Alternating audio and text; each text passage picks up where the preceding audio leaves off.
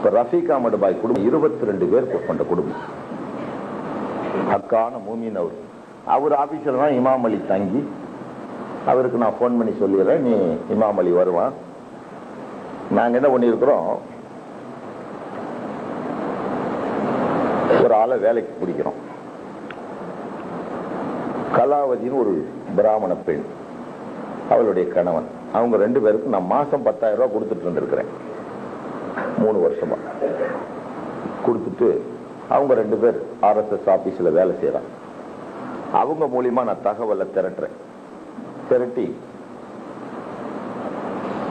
என்னைக்கு இவனுங்கெல்லாம் கூடுறத ரகசியமா வச்சிருப்பானுங்க, அரசாங்கத்துக்கே தெரியாம. யாரு? இந்த ஷைத்தான் கும்பல். அவனுக்கு தான் பள்ளியாசல் அடிச்சத பெருமைப்படுறேன் நான். சரி, அல்லாஹ் சொல்லி இருக்கலாம், பழிக்கு பழி எடுப்பது பரலான கடமைன்ட்டான். ஒருத்தன் விரல வெட்டினானா விரல வெட்டு, அவன் கையை வெட்டாது. நெகம் எடுத்தானா நெகம், பல்லுக்கு பல், வரம்ப மீறாம செய்யும்ட்டான். பள்ளியாசல் அடிச்சு அவன் ஆபீஸாவது இடிச்சு விடலாம் நான் பிளான் பண்ணி அவன் ஆபீஸ் 100 வருஷமா எவனுமே அவன் ஆபீஸ் அடிக்கலாம். 50 வருஷமா இயக்கம் நடத்துறான். அவன் தலைவன் பிறந்து 100 வருஷம் ஆச்சு. இதையே பேசிட்டு தெரியுதான், அவன் எங்கேயுமே உதைக்கல. அப்போ நான் இவனை உதைக்கணும்னு திட்டம் போட்டு இமாம் அலி ஹைதர் அலி தயார் பண்ணி முதல்ல குண்டு வச்சு பாருங்கடான்னு சொல்லி அனுப்பிச்சு விட்டுறேன். ஓவமலையில போய் வெடிச்சு பாக்குறாங்க. கூட ஒரு வக்கீலி அனுப்புறேன் சூப்பர்வைசன். தம்முன்னு சத்தம் கட்டு ஊர் மக்கள் பிடிக்கிறான், இவன் மாட்டிக்கிறான், இவன் தப்பிச்சு வரான். இவன் 2 வருஷம் ஒழிச்சு வைக்கிறேன். ஒழிச்சு வச்சுட்டு அவனுக்கு நவீனப்படுத்தப்பட்டதெல்லாம் வாங்கி கொடுத்து 1 வருஷம் பழக்கி விட்டு, என்னைக்கு இவனுக்கு ஒன்னா கூடுவாங்க, கோட்சேவை தூக்குல போட்ட தினத்துல குரு பூஜை கொண்டாடுவான். ஆகஸ்ட் 8 அன்னைக்கு 1:30 மணிக்கு இவனுக்கெல்லாம் சென்ட்ரல் ஹாலில் கூடுறாங்க. இதுக்கு இடையில அந்த பில்டிங் மேப்பை கார்பரேஷன்ல இருந்து திருடி எங்க வச்சா எந்த பீம்ல வச்சா எல்லாம் இறங்குங்கிறதெல்லாம் பிளான் போட்டு வெயிட் பண்ணி கையில கொடுத்துட்றான். இமாம் அலி போயிட்டு வாடா, போயிட்டு வந்துடுறான். இதெல்லாம் சார்ஜ் ஷீட்ல போட்டிருக்கான். என்னடா நான் கன்ஃபஷன் சார்ஜ் ஷீட்ல 4000 பக்கத்துல எழுதிட்டு வர்றான். சரி, எல்லாம் ஒருத்தர் அறிஞ்சுப்பான், மலக்கு இருக்குல்ல. அப்ப இமாம் அலி போய் எல்லாம் செட்டப் பண்ணிடுறான். ரஃபீக் அஹமது எங்கேயும் தங்க முடியல. ரஃபீக் அஹமது பாய் வீட்டுல தங்கிக்கா, அதான் சேத்பட்டுக்கு பெரிய மட்டு கிட்ட, நீ போக வர வசதியா இருக்கும்.